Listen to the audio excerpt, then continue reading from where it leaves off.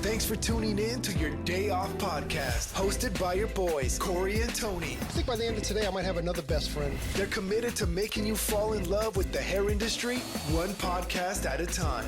You're going to grab a lot of information. Yeah, you're going to learn a lot. Presented by Hairndustry. Ladies and gentlemen, this is it. Your Day Off podcast will begin after a word from our sponsors.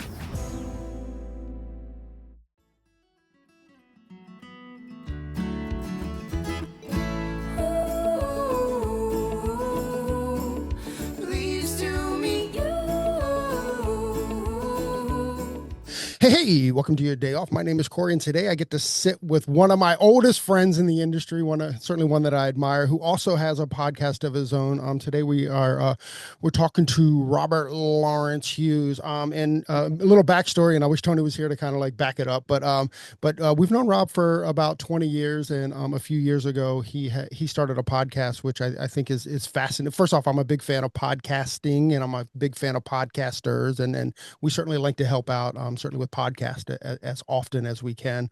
So Robert's coming in, and then he brought on a guest as well. So I'm excited to talk to both him and his guest today. But Rob, buddy, what's up, man? Hey, what's up, Corey? How you doing?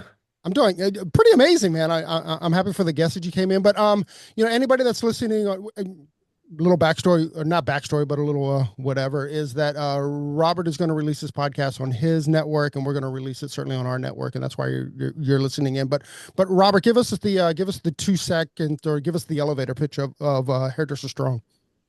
So the Hairdresser Strong show started off as an attempt to bridge the expectation gap between salon owners and rising stylists and cosmetology students. And we've continued with that as our core, with an evolution to becoming the place where you can learn how people achieve success in various forms. So whether it's a salon owner, a suite renter, a product line, a tool line, an app, a conference, or whatever. We've interviewed somebody who's done it, multiple people who have done it. And so you can go and check that out. If that's something you want to do, then we hope that you can start your journey off with us at the Hairdresser Strong Show. Dude, I love that. I love what you're up to, and I love the conversations that you've had. And, it's just really neat. I mean, as a friend, and to kind of watch that you've lived in this space. And, it's funny because with a lot of podcasts, and I'm sure you see this, like there's so many podcasts that are started, but very few that are ended, so it's always neat to kind of see, like, you're in the grind of the podcast as well. Cause it's been a few years. Yeah. Yeah, I was just looking. We have closing in on 250 interviews, and in January will be 4 years since we started. So yeah, and then a big thanks to you for helping us out along the way. It's been a big help. I recommend everybody out there, if you want success, find community, because that really is the answer, I believe. I believe that as well. I was actually watching. I saw I think it was a TikTok or maybe not TikTok for long, but it's either a TikTok or an Instagram meme today. But it was this company that started, Rob. I'll have to send it to you, but they're community first, community before commerce is kind of their tag. And what it is it's like this. They call it a third place. So it's not your workspace, it's not your home, but it's a third place where you can kind of, like, there's some run clubs that are doing it. There's some coffee houses that are doing it. It's kind of, to me, as I was watching, it's kind of the old bookstore like model. It's like place where people can gather. But more than a bookstore, it's more community based as opposed to just going and hanging out, or a library kind of thing. But I kind of remember, pre-Amazon where, you would just go to a bookstore and you would have meetings there, hang out with your friends and stuff. And, again, community before commerce. I found it very interesting. I don't know how it works for us, even if it's supposed to work for us, but it was interesting. And when I saw it this morning, I go, I bet you Rob would be interested in this. Yeah, I love that. That sounds so good. Yeah, we love to get people together in person, and I don't know, I feel like that's kind of a great segue into introducing our guest. Well, I think certainly us at Hairndustry, you guys over at Hairdresser Strong, and our guests today, we've all done in-person events, and that'll be an interesting conversation. Let's get in. Yeah, so today we have Debra Neill Baker, who's a 47-year industry veteran. She started off an esthetician and got into sales, and now she is a principal and the chief energy officer at Neill Corporation, where they do a number of things. The one thing that I'm excited that's coming up is the Serious Business. We were there last year. It was super awesome. So I'm super excited to see, and very inspirational. So I'm super excited to have Deborah did chance to talk to you today. And so very excited. I'm very happy to be here with you guys. Thank you for inviting me. Of course, man. Thank you. Well, I think this is a proper time to give a big shout out to Gordon Miller because he kind of put us all Absolutely. together. And what a great advocate for the entire industry. I just love Gordon so much. He has so much to offer, and every day is offering something. Like I don't even know how he keeps up with the content that he's putting out. He's just amazing. I get his newsletter every Monday, and literally it's the one piece of email that I'm happy to get, so I can kind of like browse through and see what his thinking is. So Robbie brought up Serious Business. How long has that been? First off, tell us a little bit about Serious Business and how long has it been around? This will be our 26th year in January. Nice. It was really, it's a conference, a gathering, a symposium. I don't know. We started out, it was developed as a result of thinking about, we had always done a lot of hair shows and lots of education, lots of technical education. And we thought, really what we thought we needed, as well as the industry, the salon owners and professionals, we needed more business acumen. And instead of just listening to ourselves, we designed an event where we brought in a lot of speakers, authors, teachers from outside of our industry, along with industry people. So it was really the brainchild of my late husband, Edwin. And it's funny, he was part of the Salon Association. This was like going way back, right? You guys are even too young to remember any of this. And they had an event, and it was very popular with a certain group of people, and then they shut it down. And Edwin was like, okay, so we've been doing it for 26 years, and it's intended to expose, evoke, and evolve our thinking. That's our mantra, tagline. And also it's a neutral. That's the other thing that we're committed to is, because so often we get stuck in our, it's kind of an example with you guys and me. I've not really met you before. I mean, and it's because we get the blinders on, and we're in our, manufacturer brand, all of that. And we decided this was going to be nothing about product, it was all about development, leadership development, and business development. So that's how it came about. It's pretty amazing to kind of be able to work outside of I don't know, the brands, like we certainly are in that, within our event space stuff. We're working with the brands, but it's interesting that you've been able to kind of create that. Have you seen a difference in the last, you said 26 years, 27 years? Have you seen a difference in how people are attending events, or has there been any differences or in that time? And I mean industry wide, not just like how the event has evolved, but have you seen stuff about just Gordon and I talked about that on a podcast I do with him about events. And there's lots of options now. And we were really talking about that the intention of the event, whatever the intention of the event, whether it's, true technical education or business development, whatever, is that the intention of the event and the intention of the person choosing what events they're going to go to. I really do have always, Serious Business has always been one of those where it started out as primarily salon owners and managers, But then what happened is we noticed that the salon owners and managers would go back to the salons, and it's hard to, you know, regurgitate all of that information and all that inspiration and ideas and thinking. So they started bringing more of their staff, encouraging more of their staff to come. So, you know, it's a mix, but it's certainly for us, and that, you know, kind of a conference has become more of and it's also kind of a training ground for the salon owners and managers will bring their leadership, you know, and it goes back to what you guys were talking about earlier about community. You can't do it by yourself, you know, you know, so that's what I've noticed with our event. And hair shows, like real hair shows, that you know, that kind of has waned, I think, from my observation.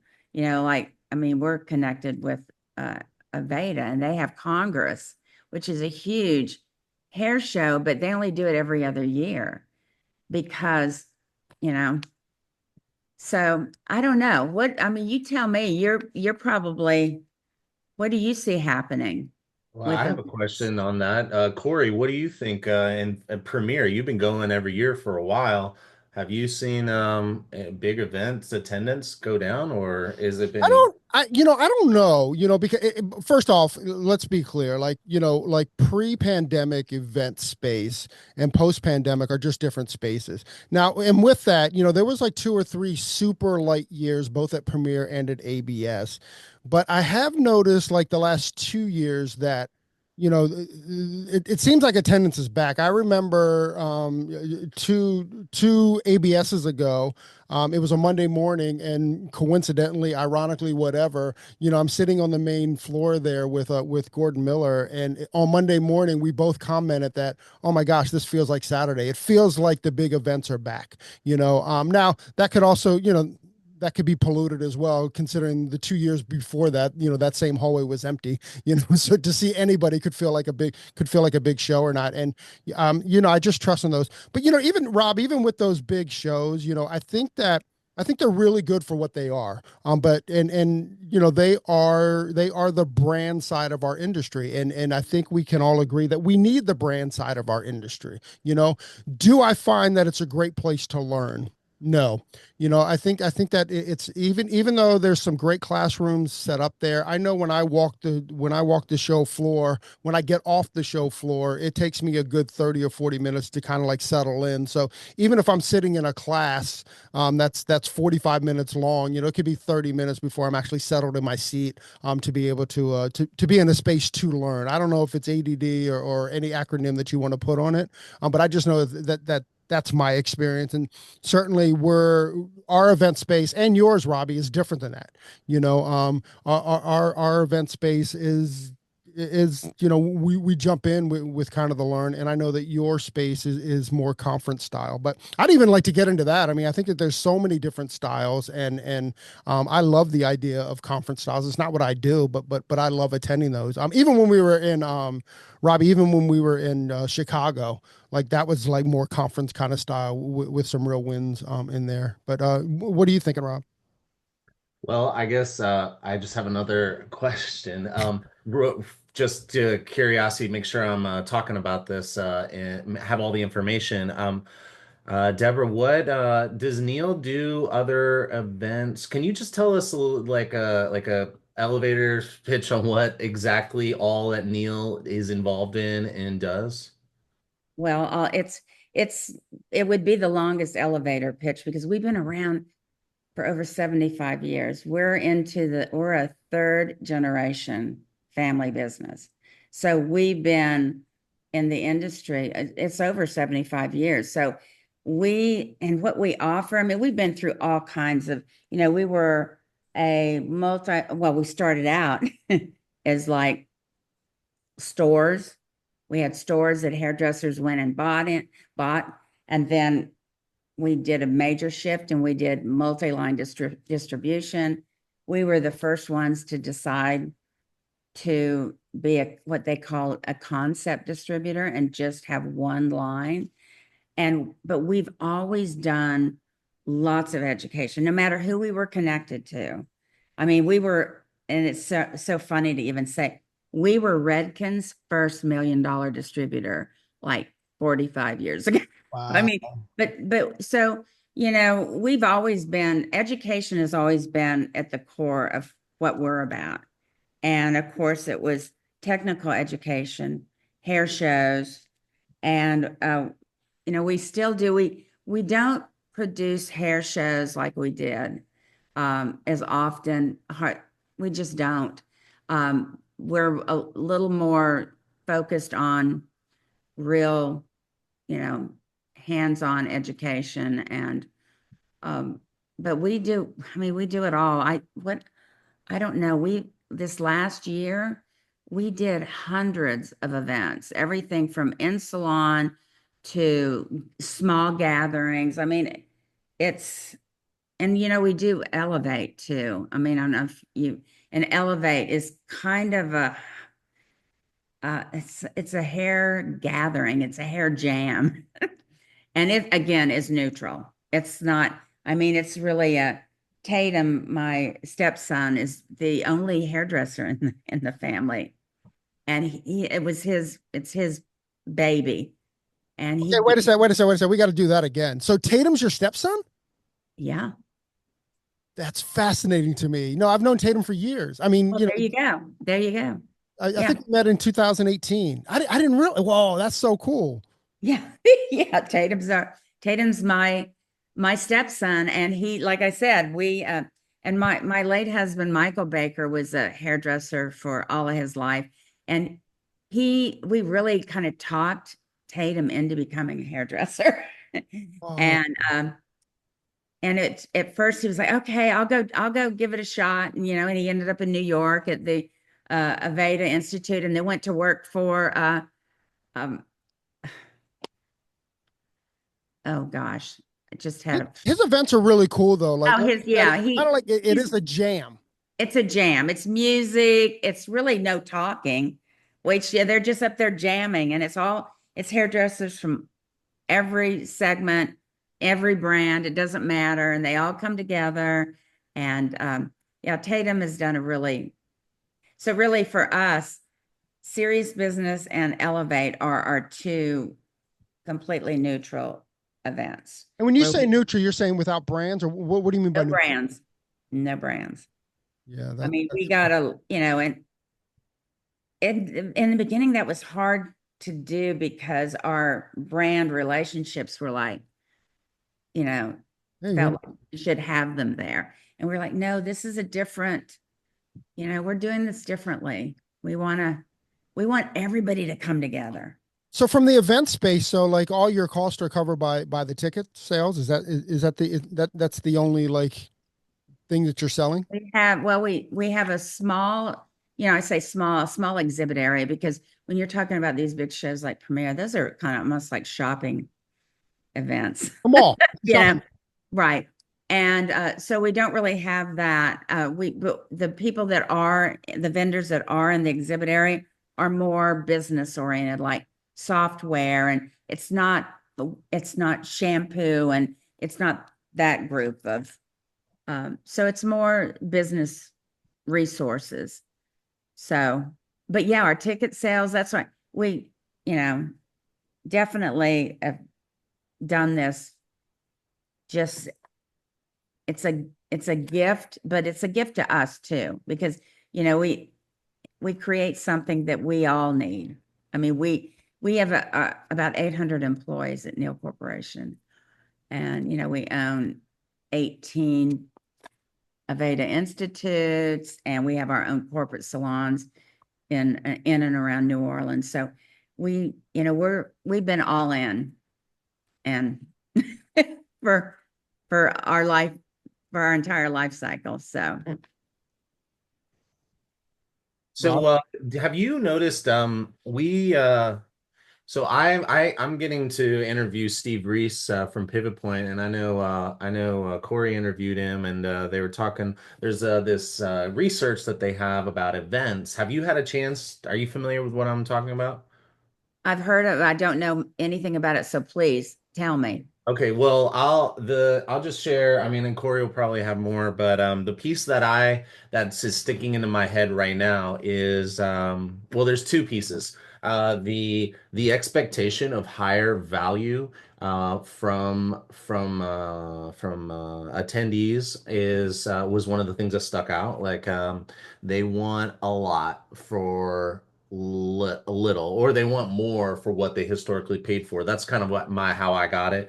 Uh, and then the other one was that people are looking for things that are local or closer, or they don't want to travel as much. And I don't know. Have you seen anything? I mean, our the event that we host is a local event. We don't fly people in. We work with the DMV people in the DMV. There's so much incredible talent here, so we just kind of do something for the local industry. But I like love serious business. Like I'll be going every year. Like I went one year and I want to go every single year. So I feel like that is a little bit of maybe and there's nothing else quite like it. But nonetheless, the research, have you seen anything, any of that impacting what you're doing? Or in any of the events, I guess, that Well, you're I doing? mean, we do lots of local, events, and most of those are technical events, technical training. And, but with serious business, where our attendees, it hasn't really grown that much in numbers. It ends up being, I think the highest attended year we had like 1,800, which was, but we really always kind of are around 1,200 people. And it kind of stays in that, in that spot. But I think that, again, it goes back to the intention. I think that people that come to that kind of event are very intentional about what they're coming for, and the value. And maybe there's less expectation around some of these huge events like Premiere. They're going for, it's kind of an experience, like I don't know, it's very, very different. But I have noticed that I mean, our attendance hasn't really grown a lot, but it stays right kind of where it is. And it's, for me, for what we're doing, I think that 1,200, 1,500 people is enough. Is enough. That's a I lot. think it's enough. I think it's enough. Now, my stepson who runs the company, he might disagree with me, but there's something about that number of people. We do it in a theater. The general session is all in a theater, which is a different experience. And then we do breakout. So I think that it's kind of like when a salon expands, sometimes they lose a little bit of their, so I'd like to keep it kind of where it is. Because we don't, listen, I'll be completely honest. We don't do it to make money. In fact, we don't usually see a profit. We do it as, if we break even, that's, because we're really doing it for a different intention, a different reason, That makes sense to me. That makes complete sense to me. So, with that, can you actually, since I'm the only one that hasn't been to serious business, can you kind of break down like what it is? Like if I'm attending, like what, because I'm coming next year. So what's my expectation? What am I going to see? And Rob, if you want to jump in here as well, by all means, but I give the floor to you, Deb. Okay. Well, first of all, I have a thing about expectation. I would advise you to let go of expectations and come with an open mind and open heart, and get into I mean, of course, that's my philosophy about life, basically. Do you know that unfulfilled expectation causes more stress on humans and upset than really anything else? So we walk around with all 100%. these expectations. But serious business is, like I said earlier, we bring, and it's all about personal development leading to business development. And there's business development addressed there too, but we've always had a philosophy that all business development is sourced in personal development, which is also leadership development. And it's really, I think that now that there's so much awareness about mental health, well, we've always been highly aware of the value of working, we call it working on yourself. I mean, if you can't lead your own life, it's kind of hard to lead a business and lead other people. So, what you'll find at Serious Business is a mix of speakers in general session. We try to cover the whole person, everything from, physical, mental, emotional, spiritual. I mean, the whole gambit. And that's where we bring in a lot of outside speakers. We've had like Brene Brown and we had so many. Mel Robbins we had her a few years ago. We've always kind of had a lot of energy around trying to find people that they're on their way, but they haven't quite gotten there. So they're really open. And like when we had Mel Robbins, she was just starting out as a speaker. And so we, I always laugh. We try to get them before they're $80,000. Of course. That's really cool. It's cool for two reasons. A, that I have two comments. I guess not too cool for it's cool that you're looking outside of the industry. I think so often, so many times, and I'm a bazillion% guilty of it. Like, we look inside of the industry, but there's just it's very interesting to me, and I would love to get your perspective and Rob's perspective about it, that like we have a hard time looking outside of the industry, or that we believe that the hair business is a different type of business than just business. Like we like to we like to pretend like this is different. The business side of our industry is different than any other business. It's a little bit different, don't you think?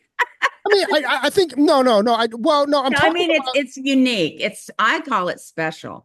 Because no. yes. Don't get me wrong, but spreadsheets work the way the spreadsheets work. Right. So that part of the business is the business. We are unique in the social aspect. We are unique in the community aspect. We are unique in we have the opportunity. It's not even about being unique. We have the opportunity to affect community. We have the opportunity to affect a lot. However, what I'm talking about is specifically what your software is telling you.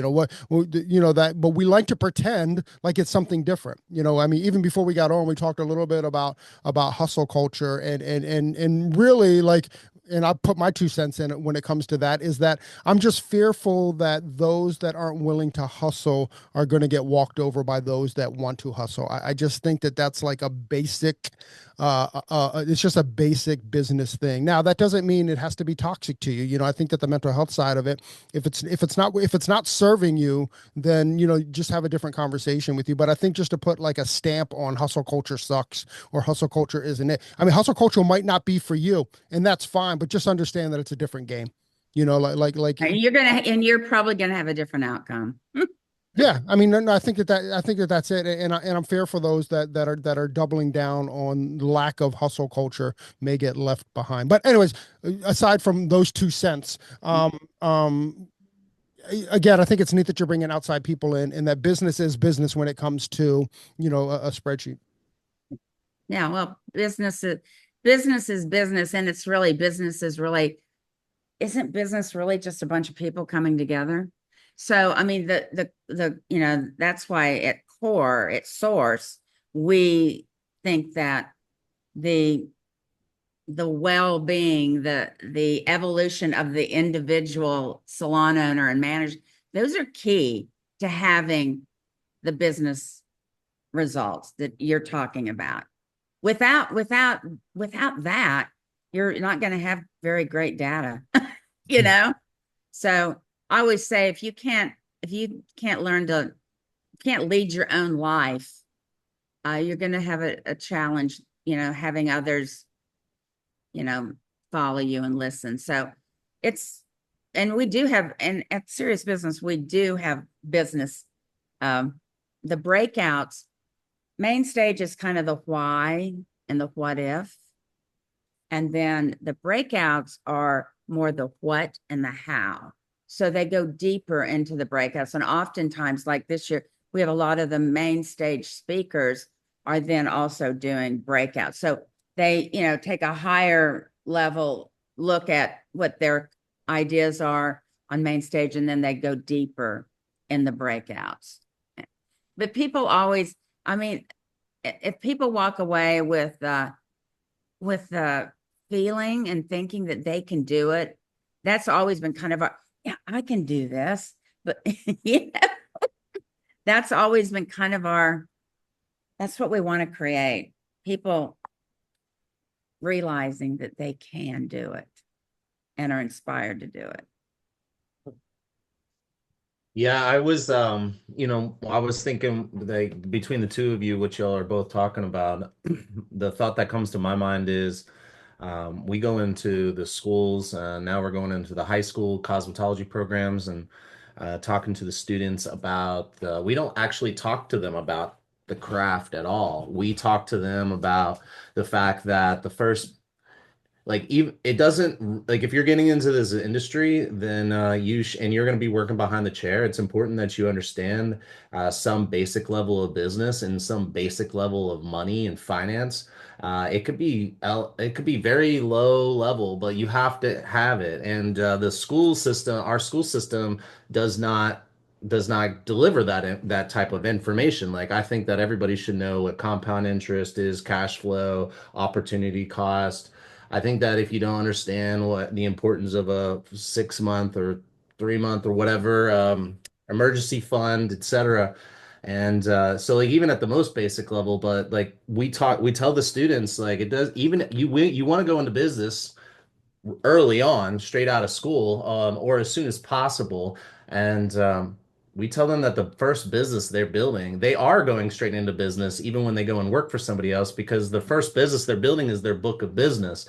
And in order to build your book of business, you have to have basic business understanding. You have to have etiquette understanding, customer service, what are the new trends in consumer behavior, etc.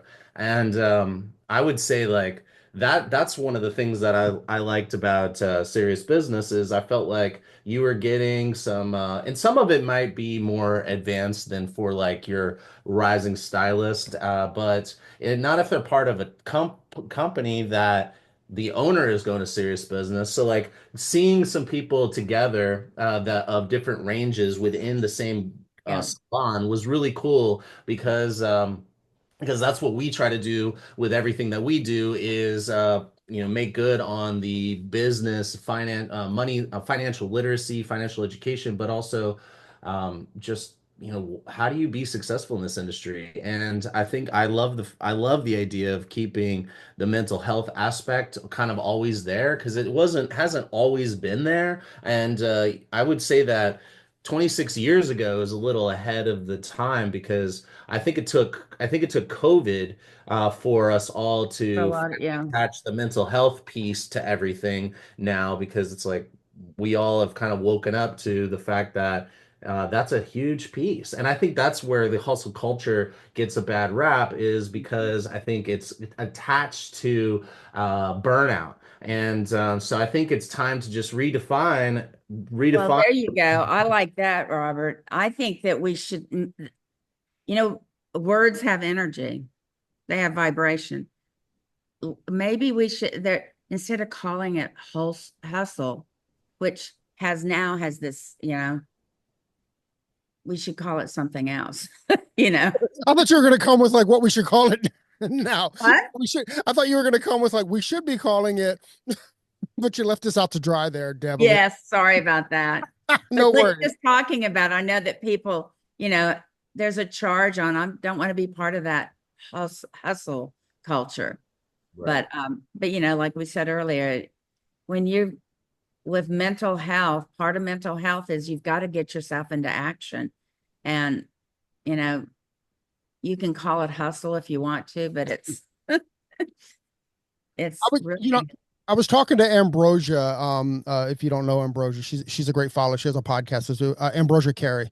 And we were chatting about it, and she said, "I'm no longer using balance. I'm not looking for work-life balance. What I'm looking for is work-life harmony." And I thought that just kind of switched everything. On like when I go, "Oh, you know what? That makes more sense." It's like, how do we make this work, and how do we make it? I'll use the word serve again, but how do we make it? How do we make both of them serve me? So again, I give you permission that if you're against hustle culture, find some kind of harmony. What is going to serve you, or how is it going to serve you? And if it's not serving you, then it's not for you. And that's fine too. yeah, well, I always think balance is bullshit, but I think we just got the title of the podcast. I mean, it's really, balance is like this, right? So it's not never a steady state. It can never be, it's never equal.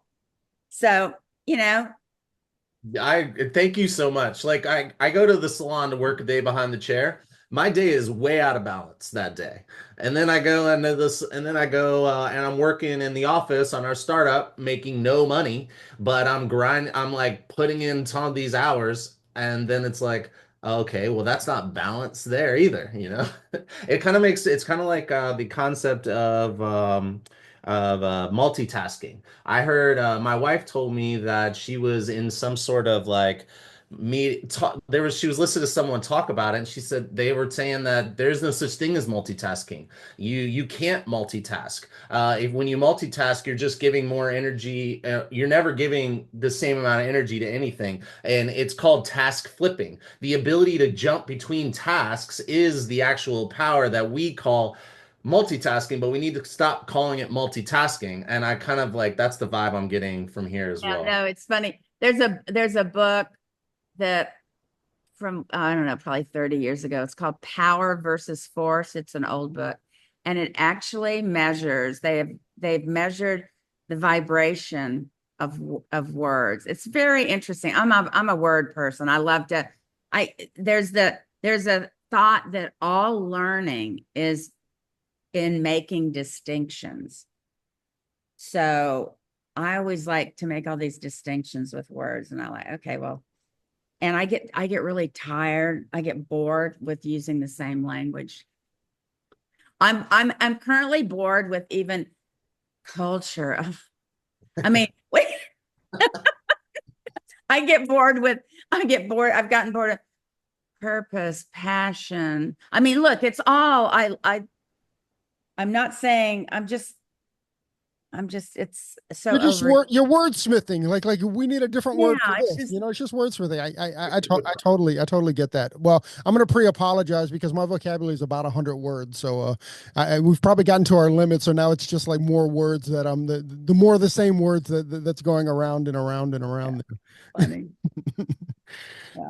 Yeah, this is an interesting conversation, by itself. I think, just how we position ourselves as an industry. I also kind of want to, Robbie, you brought up a great point that I don't think we talk enough about, and certainly like young hairstylists don't talk enough about. And this, and back to your point earlier too, Deb, is that we are a different industry because even though you're a W-2 employee, you're still building a business. And I think that we need to be responsible for that. Like that. And by the way, what a unique situation that we've all been in the industry, that you have a 4 foot by 4 foot box that is your business, that you get to make mistakes in when it comes to your business. You get to learn stuff in your business without it costing you really anything. And the salon or the salon owner's responsibility is to help you through that, is to guide you through where the mistakes were made. I think that I've said it on the podcast, and I think serious business might be the solution to this, is that I think one of the biggest, this is not everybody, but I think we've all seen it, is that I think one of the biggest holdbacks for us as an industry is that we're hairstylists that want to open a salon, where we need to be leaders that want to open a salon. And I think that we're always about a decade behind leadership skills before we are salon ownership skills. And I think I think if we could, I think not every, let me back up. Lots of toxic situations within a salon end when you want to be a leader in a salon and not be a hairstylist that owns a salon. Exactly. Yep. Yeah, because the most successful salon owners are usually damn good leaders. I think that's it. I mean, your business is determined about, Yeah. how long people stay with you or how, how you're building your business. I don't know. I just, again, when you hear so many, and by the way, I've been incredibly fortunate because I've always had great leaders in my industry path. I remember, Robert, you'll relate to this because we worked at the salon together. But like when Tabitha's Takeover came on, like everything that she was teaching was just status quo for us. Like I didn't like I'm watching the show and I'm like, what do you mean? Like I didn't realize because I was a young stylist and stuff. I didn't realize that that was unique. Those Yeah. te- those Well, te- you put yourself, I mean, you put yourself in the right situations. So it's really your ability to make good decisions, well, which I is don't know about that. I another think I was just which is really a lucky. whole other conversation, right? Well, Because the quality of our business and life is really about the quality of our decisions. Deborah, do you know Reg Laws? I don't. He's a local salon owner here in DC, and he had, I mean, at one point I think he had like 15 or 16 salons, but Robbie and I both came up in that world, and There you go. and I'm super grateful to him for that because again, uh, It's usually the best example that I can get is watching Tabitha's Takeover, and everything that she was teaching was just status quo for us. Like I didn't realize that there was other salons that weren't doing that kind of stuff. Robbie? Well, I this is a conversation that brushes up against something that Sammy and I are working on right now, and um,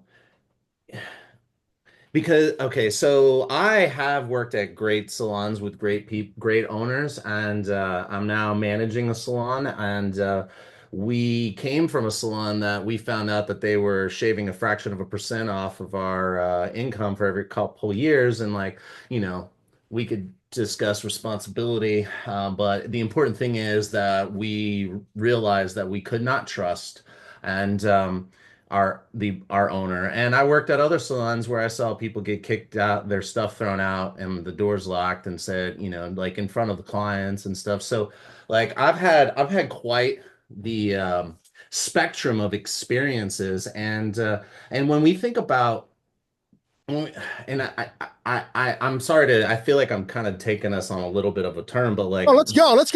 I'm excited. I love to go down rabbit holes. okay, this Go, man. current this topic is like, I have a theory that the toxicity, it has, historically, prior to social media, it was like we were kind of all siloed off. We didn't really understand the opportunities and all the other players in the game very well, because it was really like a who do you know kind of thing. And then like Google had Google Maps and was listing businesses, and then like we could like look and see what other players are on there, but we had no insight into what was going on. And so we're picking places based off of what either someone says. And if you need to switch salons, how much time are you taking to look at all the salons that you see, or you jump and ship and going into another ship and hoping that it's going to be good?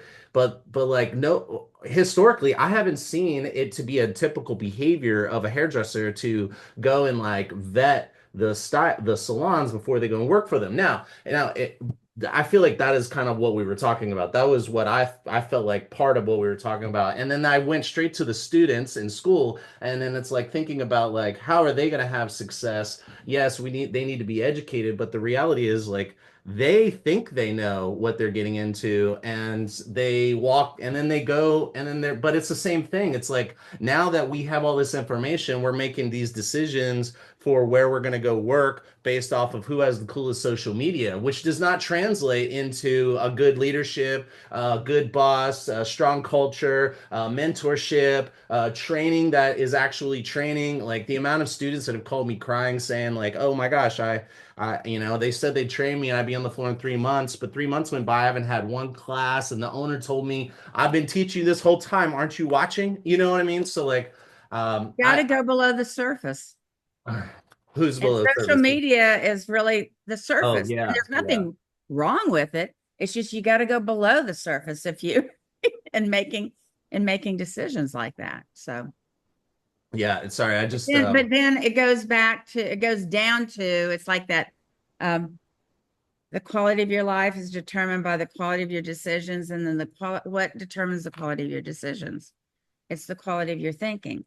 So the thinking is what we have always been the most like obsessed with. My late husband was so obsessed that, I mean, we did a critical thinking. We went out to California twice a year for 7 years to be part of a critical thinking group. And this was 30 years ago. So we've always been all about, how do we evolve our thinking? And, we worked on our values. We did values work 40 years ago. And before, we were basically just to give you an example of why we are the way we are today, or who we are as Neil. My late husband was really an old hippie. And I was one of those in-between generations where I wanted to be a hippie, but I was too young. I came along too late. So we were what we called workshop junkies. We went to and they called it self-help. We went to every personal development thing that we just started bringing it back to the company. So, but it goes back to the leadership and being, and we felt responsible for the people that worked with us. Do you find, I mean, speaking from my experience is that, my thinking didn't get better. I think thinking is directly related to age, and certainly, being a male, until I was 25 or 26, And you guys are you're a little slower to oh learn. yeah, no, yeah. I don't think there's any doubt in that. But till 25 or 26, we're like all like fired up and until our testosterone starts to drop a little bit, like there is no thinking, or not the right kind of thinking, so until like that kind of it slows down. But it was really for me. It was almost like until my late 30s and or early 40s where I started to realize how this is such a weird use of words, but I'll give it to you. Thank you, Deborah. Is that how important my own critical thing, meaning being critical of myself thinking is, where I was so scared to be critical of myself because, of all my other insecurities, but I had to drop some of those insecurities before I could really think clearly. Now, sobriety and all that stuff helps too. However, that's kind of where everything started to slow down for me, and I could actually start to witness my life from an outsider as opposed to an insider, so I'm curious. Well, I don't know. Let's hash that out. Rob, you've got the floor. Insider versus out. Sorry, I was Yeah. I was my saying, mind was running all over the place with everything. I was saying that about. it took me till like almost my 40s to become an outside observer of my life as opposed to an internal observer of my life. And for me, the internal one is where a lot of my insecurities lived. It was like working to impress others without really like, I was able to turn the camera around and like look at my life and look at my actions and my responsibilities. Yeah, I mean, I just feel like I always envisioned myself a certain way, and the more as time goes on, I'm constantly a reflector. Like I mean, even from one day to the next, I'll sit and think about every conversation I had, and oh my gosh, how stupid was I when I said that? Oh my gosh, I hope they don't remember that I said that, stuff like that. I've always been like that, but it's never really, it's only slowly started to impact my decision making in a big way. I guess it was really slow. I think like having like self-awareness is really important. Um, but man, I this kind this is this We've gone down a rabbit hole that's going to be really hard to come back out of. yeah, yeah. I think you should probably save this for another podcast because it's so deep, but it's so important. Yeah, It's I think important. ultimately, sorry, I think ultimately if what I feel like I got some really good advice when I was young, and that was and I was an apprentice, and I was told to let the experts be the experts, but stand over their shoulder and ask them questions what they're doing. So the next expert you work with, you know how to talk to them and the lingo. You never tried to do everything yourself. And also, I had a mentor. The Within the first year I was on the floor, he walked in and got a haircut. He thought he loved all my ideas, and he offered to be my mentor. And he said, ask people questions. People ask people for help because people want to help you because everybody had someone help them. So I guess that would be my response to that. And it's not to say that I don't run away in my own beliefs about what I think is reality, because there has been so many points in my life where I've looked back and said, "Oh my gosh, my thought of reality." Like I always thought I was a busy person, and now that we have a real startup where we're like building this platform and we're busy, like I realized I never knew what busy was, and so that means that all of my beliefs back and going back and on hustle culture and work ethic and everything, I need to reimagine them all. So that's Well, sorry. look, I mean, how much of what we thought we knew, I'm not just talking about our industry, I'm talking about general, that we think we know to be true ends up not being true. I mean, because if I could call bullshit on something else, I would call it on our belief systems. That's why, I mean, because we get we get stuck in what we believe to be so, and a lot of times it's not so. And even if it was thought to be so at the time, a few years from now, we'll look back and like, do you believe that that's what we thought? Was that really?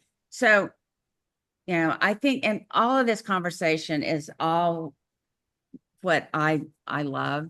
And it's probably, that's why things like serious business for me are just an expression of, and bringing that to other people, because you said it, Robert. I mean, being self-aware and reflective, which is, and I say self-aware and reflective, I don't mean like reflective in a depressing way, a depressed way, because that's what we tend to do as humans. So anyway, it's all kind of complicated, but it's so all of this is developmental.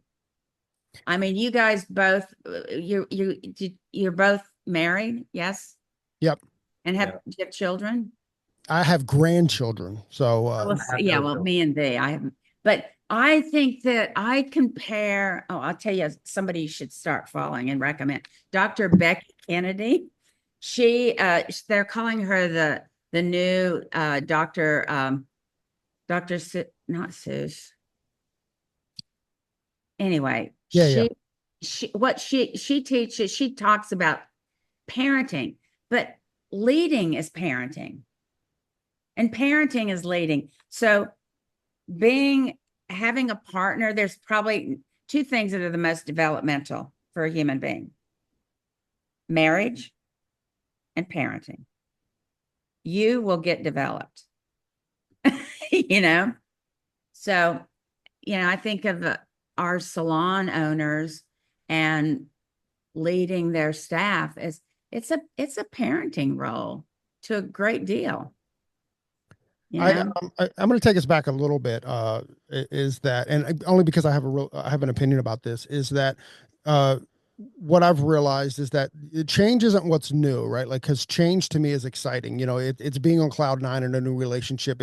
Change is exciting. The hard part is always leaving a belief system that you once had. That's always been the hardest part of change, but if you can kind of like recognize that, like, oh, that was an old belief system. As I've gotten older, I'm trying to disconnect with, not disconnect, that's the wrong word, recognize that this is just a belief system and I don't have to be connected to forever for it. Over the last 2 years, part of my practice is not to be connected to any outcome that I don't either manifest or control. So if like try to remove. Now I'm a terrible like friend now because I don't care about sports anymore, which was a big part of my life and stuff. And this is just a byproduct of it. It wasn't intentional to not be like a sports fan or a team fan, I should say, because I'm still a fan of sport. I'm able to like watch sport and recognize, and I kind of see the actors in sport as artists now. Like I kind of see like, but it's not because I'm not connected to win or loss. I can like, oh, that was an awesome play by this person who last year would have hated because he was on a different team. Now I'm terrible in that sense. But as talk about mental health, being able to remove any connection to outcome, or certainly I'm trying to do that, has been just absolutely glorious. Certainly It's liberating not to have expectations, that of others, right? Like, or to believe believe to the point where you have a position. And look, isn't that kind of it's kind of where our country and our world is we've got a position about our beliefs. well, because somebody else benefits from it, and that's why, like, I'm trying to strongly stay disconnected from other belief systems, and because to be honest, you can't even source your own belief system if you're believing somebody else's, or if you're believing what you've been told, because it's this general belief system. What if we think rather than believe? Well, I mean, I think that beliefs, you think as a think. I think that, I mean, we all have to have belief systems because ultimately it's what protects us. It doesn't always serve us, but it's what protects us. And it's just being old enough and understand enough that it's just a belief system, what, I mean, here, never mind. I'm going to throw it to you, Robbie. Go ahead. So I'm thinking about how when I was an employee, and I was like, I always had these really strong opinions. And as I started to study business, because I decided to go study business part-time, the more I studied business, the more I changed the way I talked to my bosses. And I thought I understood their perspective until I became a manager. And I'm like, oh my gosh, no wonder all these people are talking to these people this way. It's like aha, eye-opening. It's like, okay, there's like a dilemma between the employees not feeling valued enough and they deserve more, and the managers and owners not feeling appreciated or valued enough. And the trends in business don't help with like loyalty being at an all-time low. The desire of all the students that we talk to and all the schools we go to, they want to work in a salon for 1 to 3 years at 80%, and only 10% want to stay working in a salon from after 3 years. And so but however, this kind of all ties into like making how you make your decisions, and if you have higher quality decision making process, then perhaps you would have greater success in a salon, and people might not be wanting to leave as much. That's a different, I have a question. I don't want to like be the one that kind of changes the topic, but We probably need to, though. I think it's related. I think it's related. Everything. I think it's all related, but like from your vantage point, what are the trends in business and customer behavior? And like, I was looking at the serious business, and like trying to figure out like what the topics were going to be about and stuff. Like, because like I feel like last year was like customer experience was a big piece of it, and that was the big piece. And then the tech side of AI, but like, and high customer experiences. Do you see anything else that's bubbling up in the world? I mean, I think that Gordon is going to be, we've got a couple of people that are going to be speaking and doing breakouts on. I think that the technology and AI and the potential of AI, I think that, but it goes back to you have to be open. And I think that we're going to see, I don't know when or how it's going to affect us, but I I do think that, I mean, look how much like podcasting and social media and all that has had an influence. So as far as like a theme, it was a challenge this year, but not, because it was like when I looked around the world and what in our industry and what's being called for. And that's why evolve. We have to continue to evolve. And so the speakers this year, they're going to address about their thoughts on evolving, and whether it's, the leadership, evolving your leadership. But for me, it's the theme is more back to, or to reinforce the need for each of us to really have a commitment to work on ourselves. Because I use Ram Dass has a quote that that kind of inspired me around this theme, is that you can do nothing for me and then work on yourself. And I can do nothing for you but to work on myself. Just be better members of society, be better members for each other. I mean, that has to happen when you're better for yourself. Yeah. Makes sense. That's awesome.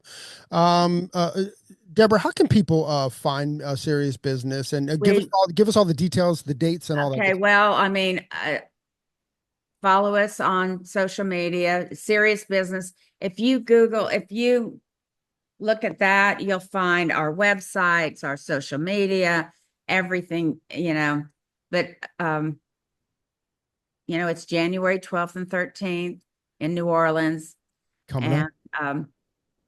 We've got tickets for sale, and I think I've talked a lot about Serious Business, but as far as the details, I would recommend you just go to the website, Serious Business, and follow us on social media. You're going to get everything. You're going to get a lot more details there than you're going to get from me. Fair enough. Robert, how can people find you? How can they find Hairdresser Strong? You can check us out at hairdresserstrong.com, and our Instagram handle is The Hairdresser Strong Show. And come over, check us out, and we'd love to hear from you. And tune in and subscribe. You can subscribe on Spotify, Apple Podcasts, and YouTube. Same. Look up for us. Look up Hairdustry or Your Day Off podcast. We're on all the podcast outlets there. We're also Hairdustry on Instagram. Thank you guys so much for sitting down, and again, thank you for Gordon for kind of like putting this together. I really appreciate it. I love open and honest conversations, and I felt like we kind of did that. So I appreciate that. Thank you guys very very. Well, I appreciate the opportunity, and please, you guys, come and introduce yourself. I mean, let's physically connect at Serious Business. Okay. Cause now we've established we have a relationship. That is awesome. We will definitely connect. Robert Hughes and Debra Neill, thank you very, very much for joining us on your day off, and the Hairdresser Strong. Bye. Thank you.